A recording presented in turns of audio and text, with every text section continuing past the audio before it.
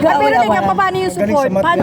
Paano yung... Siya kada kita namin, padagdag yung numero. Papa, kaya ko na magbilang ka 500. Wow! Nagmana sa'yo, Charlotte. Nasasabihin niya, 1, 2, na 600 yun. Ilang taon pa lang siya. 5 mo. Kanina nagmana. Additional sa ano. May kayo nagmano pa sa'yo ng matyon? Hindi sa akin yun. Siguro nagbana yun sa mga lolo't lola. Pwede. Pero ikaw, Aljur, halimbawa, mga mahal mo sa buhay, ganyan, paano mo sila pinoprotektahan? Hindi kasi, Lalo na binabash sa you mga... have to choose saan mo ilalagay yung energy mo. We're gonna dive into this area na it's very general tsaka wala naman nare-resolve. So I focus on learning words. So I go to my kids, sila yung ano ko, pagbubusan ko ng pansin. Instead of, hindi ako masyadong sa cellphone.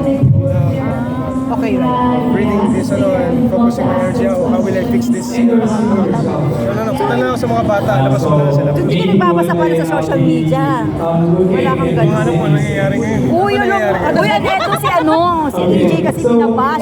Ikaw daw, tahimik ka raw kasi, Aljur. Hindi mo daw siya pinagtatanggol, lagi siya lang talak ng talak, inaawat. Tulad niya, hindi naman niya sinabi sa akin, wala nagsabi sa akin yan. Hindi, nakikita namin sa social media.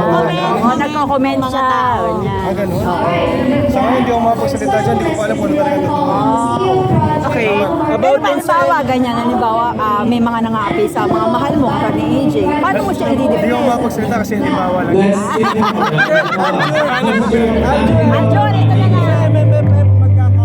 Oo. May pareho kayong movie. Parang ano lang reaction mo, nagkataon lang ba yun? Or parang, ganda yun.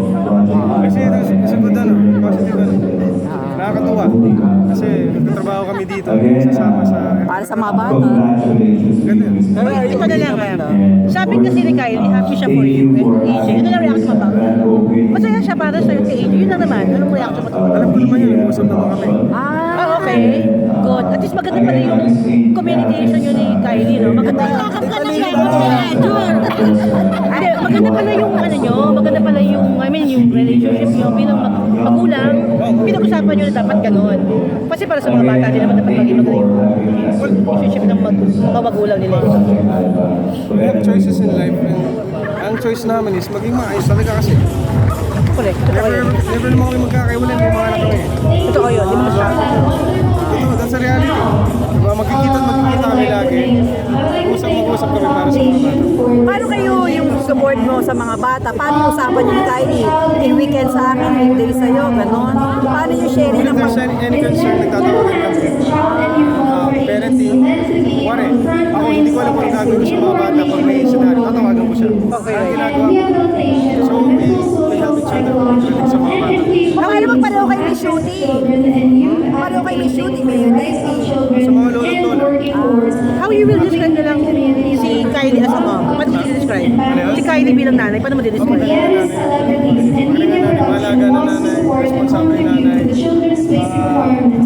Very ano eh. Very attached to her emotion when it comes to nurturing the kids. Yes. Kasi ako maano ko eh.